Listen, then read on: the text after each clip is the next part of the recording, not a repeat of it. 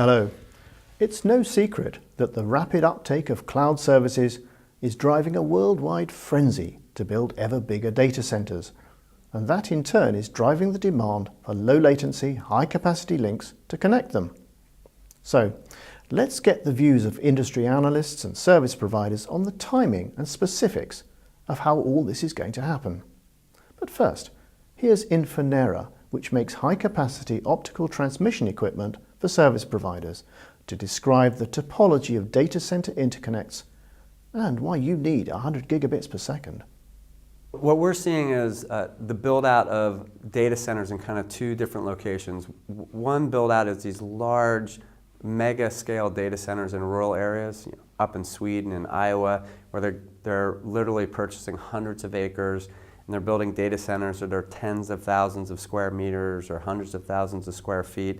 And inside those data centers are putting hundreds of thousands of servers, with each server having 10 gig network interface cards. Now typically it's not one building, it's 2 or 3 buildings. And so these buildings all need to be connected together with metro reach DWDM, very high capacity, driving 100 gig metro data center interconnect. And then they need to be connected over the long haul to get from this rural location to a place where they can connect to the overall internet. We're also seeing data center build out in metro areas where you can't buy 100 acres of real estate. So there's lots of buildings that are being built in the metro area with data center capacity, and they all need to be connected together because what we're seeing is a lot of east-west traffic happening, and that is server-to-server communication. And that's driving the need for all these buildings with all these servers to act like one big virtual building. For example, if you look at Facebook as an example, every time a user requests to see their Facebook page, they send a 1 kilobyte HTTP request up. That results in 930 server-to-server transactions, which really dramatically increases the amount of capacity between data centers. And so that's really what's driving that market to go to 100 gig quickly. And what sort of solutions are data center builders looking for?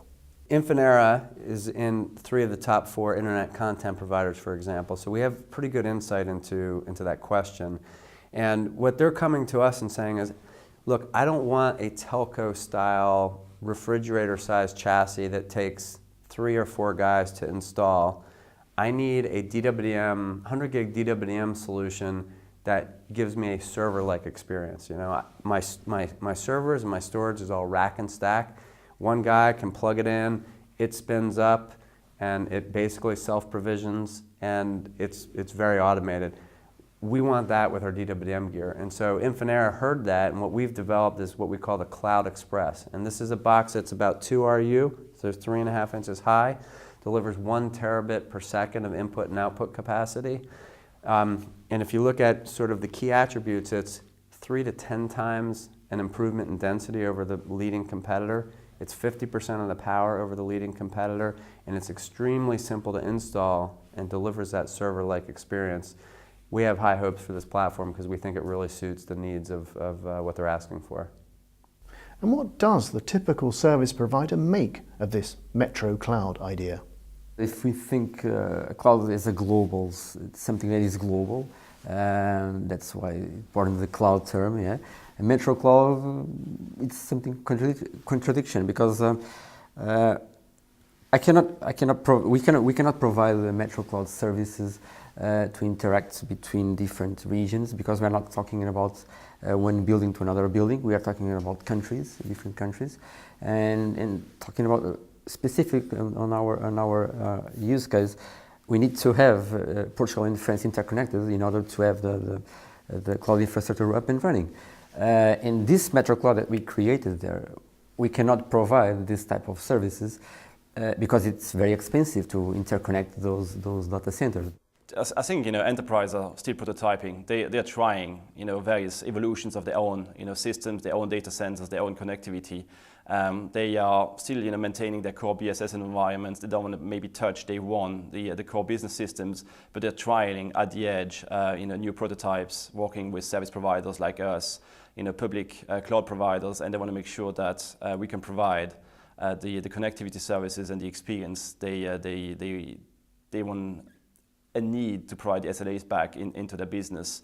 And us service providers have to evolve the various network services from IPVPN into Ethernet private VPNs and even into dedicated cloud offerings using the optical domain and the optical transport. And finally, what do the analysts make of the need for speed when it comes to data center interconnects? Where's the market heading? And what's the Cloud Ethernet Forum's involvement? Well, I think that data center interconnect is a huge market. Why? Because there are a number of different stakeholders out there. There are enterprises who, despite their adoption of cloud computing, are still going to have a hybrid environment. In fact, we've just done a survey of European enterprises, and 1 in 5 is going to have a hybrid cloud environment. So they're going to have data centers of their own and use a service provider as well. Interconnect is required between their own data centers and those with different service providers. That's one stakeholder group. Then there's the service providers themselves, the telcos, who have to serve the performance needs of consumers and of enterprises as well. And not least, of course, the web scale companies who have to make sure that pages load of their content as quickly as possible. So data center interconnect is a market that you can't fail but make money out of it, I believe. The picture that we are going to see in the future is much more complex. The need for more speed in data center interconnect and the need for more flexibility, agility is indisputable. But we are going to see much more happening in the area. We're going to see distributed data centers. We're going to see much more virtualization in the data center, requiring different traffic patterns and much more, again, flexibility, agility in the data center interconnect. So, the demand for faster data center interconnects is driven by cloud computing, by distributed data centers, and by virtualization. We really do have a need for speed.